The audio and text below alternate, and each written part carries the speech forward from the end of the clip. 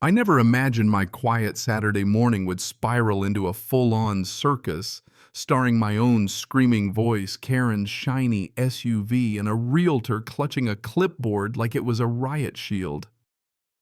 Yeah, that's how it started, with the metallic clang of my gate snapping shut behind their car. Padlock clicking in place with the kind of finality you usually hear in a prison movie.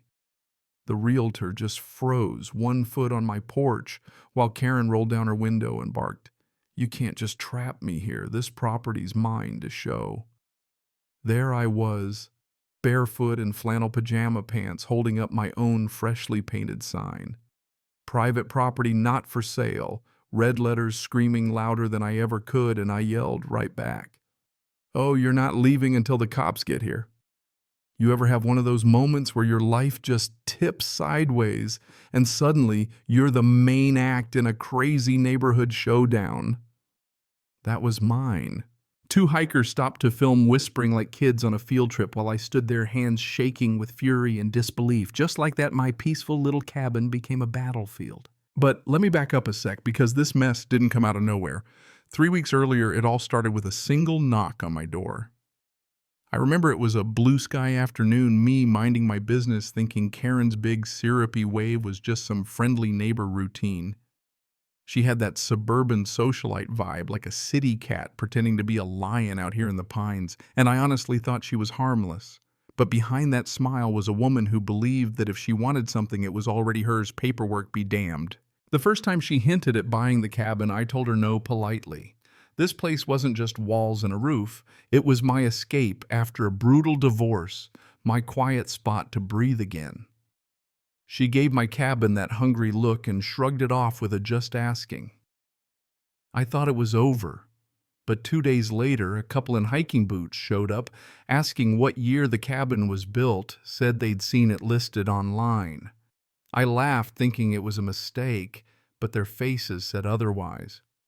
That night, I scoured real estate sites until my heart about exploded. My home was listed for sale photos, and all with Karen's name as the family contact. I barely slept, imagining strangers poking around my bedroom. Next morning, I confronted Karen. She just waved it off. I was just gauging interest for the neighborhood, like she was doing me some huge favor. My blood was boiling, but she bounced away humming like she was headed to brunch. A few days later, it ramped up. A realtor actually scheduled a showing without my knowledge. I caught two guys in khakis poking around my garden with a tape measure, talking about flipping it for profit. My warnings, my locked gates, my screaming orange. No trespassing signs. They meant nothing to her. She'd decided my land was just a future listing, and I was an inconvenient squatter in her fantasy. So I started documenting everything. Cameras, phone calls, but nobody seemed to understand. Turns out having your house fake listed online isn't really a crime. Each run-in left me angrier, more determined not to get bulldozed by entitlement wearing designer sunglasses. So when Karen's SUV crept up my drive again, realtor in tow, something inside me just snapped. I let her roll past the open gate, then slammed it shut, dropped the padlock with all the force I had, like a sheriff slapping cuffs on an outlaw.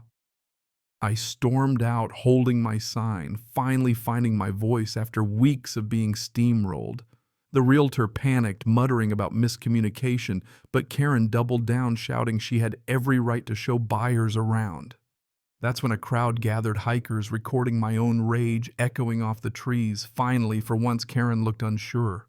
And in that ridiculous standoff, her SUV caged behind my fence and me gripping a sign that screamed the truth. I realized this wasn't just about my cabin anymore. It was about every time someone tries to take what isn't theirs and calls you crazy for fighting back. This war was just beginning, and I was done playing nice. The day after, I sat on my porch with black coffee, staring at the mist over the pines, trying to figure out how my refuge had become a public spectacle. I remembered the very first red flag, the day Karen crossed that invisible line between neighborly and invasive. She introduced herself as the unofficial welcome committee, firing off questions about where I was from, how much I paid, if I planned to stay long. At the time, I thought she was just nosy, But now I see she was sizing me up, already planning a for sale sign before I'd even unpacked my boxes. It only took 2 weeks before I caught her pacing the property line with a tape measure, muttering about boundaries. She laughed it off, but I knew she was eyeballing my land like a butcher picking out a steak. Then came the accident's real estate flyers addressed to current occupant Karen, dropping hints about buyers moving in, saying, "Some people just aren't cut out for mountain life." All coded, all clear, she wanted this place, and in her mind it was just a matter of time. Ignoring her was like leaving a raccoon near an open garbage can. It just encouraged more digging. The breaking point, I caught her out by the trees, phone raised, taking pictures of my cabin like she was working for a catalog. She claimed she was helping a friend interested in the area. I forced a laugh, but inside my patience snapped. Days later, strangers appeared asking about open houses. One guy asking to see the master bedroom. Karen had told them it was hers to show. That night, I went through every scrap of paperwork, emailing officials, filing complaints. Nobody took it seriously. Meanwhile, Karen strutted around like a peacock, gossiping about a pending sale. I realized help wasn't coming. I built a heavier gate, bought new chains and locks, painted signs in bold red, "Not for sale." Not just for others, but for myself. It was a battle flag, a promise I wasn't going anywhere. But Karen wasn't finished. She ramped things up with a professional-looking for sale sign by the road, a new online listing claiming I was facing foreclosure, a blatant lie. She wasn't just trespassing now, she was torching my reputation. I called a lawyer, started paperwork to prove every inch was mine. But deep down, I knew legal threats wouldn't stop her. People like Karen thrived on chaos. If she wanted a spectacle, I'd give her one, just not the way she expected. So the day came, and I set my own trap. I left the gate open, parked my truck out of sight. Karen rolled in with another realtor and a couple buyers strutting like she owned the joint. I waited until they were all inside, then stepped out, locked the gate, hung up a sign, "Crime scene, active trespassing investigation." Karen spun around, red-faced, shrieking, "I couldn't lock people in." I started filming. "This is my land, my home, and you're trespassing with fake buyers. The gate stays locked till the sheriff gets here." The realtor's eyes bugged out. The buyers wanted to vanish, but Karen, true to form, tried to play the victim, calling me unstable, claiming I had no proof of ownership. That's when I whipped out my folder, deeds, tax records, everything, waving them like a sword. The crowd by the road started filming, friends and curious neighbors recording every word. The sheriff arrived, tired but patient, listened to both sides, then told Karen to hand over her ID. For once, she had nothing to say. The realtor and buyers scurried off, desperate to escape.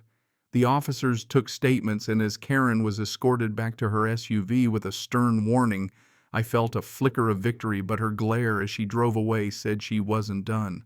A couple days later, I spotted a new for sale sign staked by my property, this time with a realtor's number looking official. That night, I stared at the locked gate, promising myself that next time I'd make sure the whole town saw the truth. And I did. The final showdown came when Karen showed up with a parade of investors, 2 realtors and a man in a suit. They marched in, and I swung the gate shut, padlocked it, and announced loud and clear for the cameras that everyone was trespassing, that the only legal owner was standing right here. The man in the suit pressed Karen for proof, but she stuttered, mask slipping. She turned on me, screaming I was ruining everything, that I didn't deserve this place, her voice dripping with entitlement for all to hear. I held up my sign, "Property not for sale. Trespassers will be prosecuted." The sheriff's siren wailed in the distance, and when the officers arrived, I handed over flash drives, witness statements, my lawyer by my side. This time, Karen was cuffed right there at my gate, her entire scheme crumbling as the world watched her own circus act finally caging her in. The days after videos of her arrest went viral, and my cabin became a cautionary tale. Now, when hikers ask about the Karen incident, I just smile and say the truth. This place was never for sale, never will be. She thought she could rewrite reality, but all she did was write herself into a story nobody envies. So tell me, if someone tried this in your neighborhood, would you stand your ground? Where's the line between defending your home and fueling the drama? Drop your take in the comments, because out here justice might move slow, but it sure moves loud.